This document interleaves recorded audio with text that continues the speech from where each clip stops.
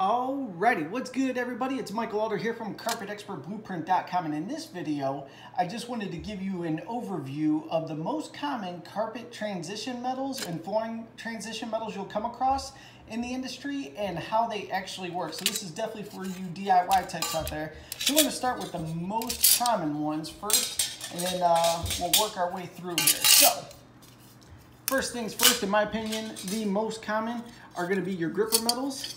They come in a handful of different colors, but without a doubt, gold and silver is what you're going to see on the shelves most. Now, the way these particular metals work, this is going to be a loud video.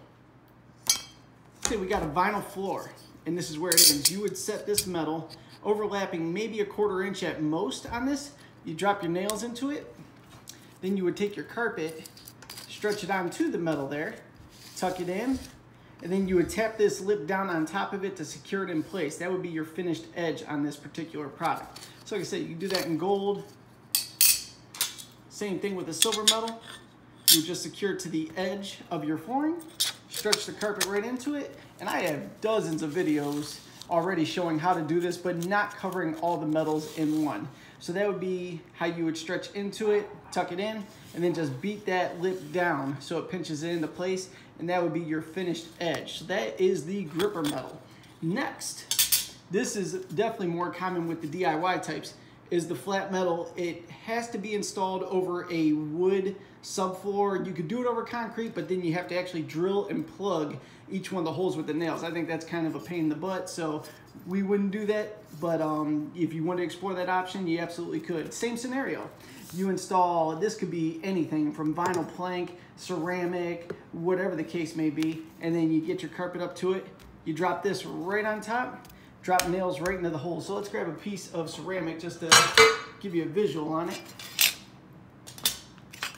So let's say you did a DIY project yourself, you installed a ceramic floor, and your finished edge was really janky. It had to be a cut edge, and the carpet just didn't line up right. You had a big ugly gap, and you had to hide it somehow. That's when you drop in the flat metal like that, set the nails on it, and it's your transition point. Not the best looking metal choice, but a quick and easy fix, super effective. So we went through the gripper metal, the flat metal.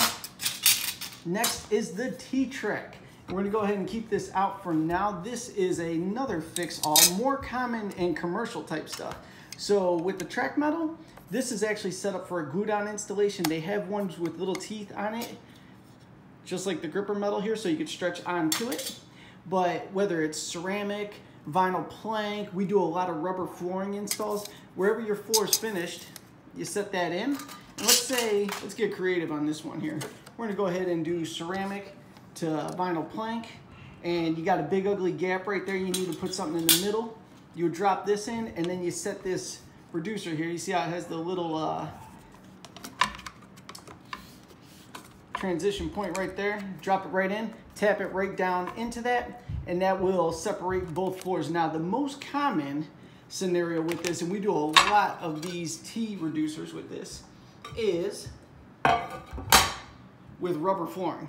And we do a lot of rubber flooring to carpet, rubber flooring to vinyl plank, because vinyl plank's so popular right now. We do a lot of home gyms, and this is exactly what we use. We'll put down the track metal, we'll get our vinyl insert, just line it up right in there, beat it with a hammer, and that will transition both pieces. It effectively stops any tripping hazards, gives it a nice finish in a more commercial type environment. So that's the T-cap and reducer. And then finally is the stair cap metal. So I need to do one on site so you can actually see what's going on. But let's say this is the riser of your stair here. This is your kitchen floor or your hallway, whatever, and it's going to the stairs to the basement. The stair cap metal, to finish off that ugly edge and make sure it doesn't create a tripping hazard or anything like that, would just sit right on top like that. Well, let's get a more realistic scenario going here. You got your carpet coming up the stair. You got your vinyl plank at the top. You just drop that lip over the edge there. Pound your nails into the vinyl plank there, or if you're worried about chipping, you could drill them out a little bit. Drop your nails in, and then that would be the finished product like that. So This was just a quick overview of the most common metals and transitions you would use in carpet and flooring, especially for the DIY types. There's countless others, but this is definitely what you're going to run into in the big box stores and how they're used.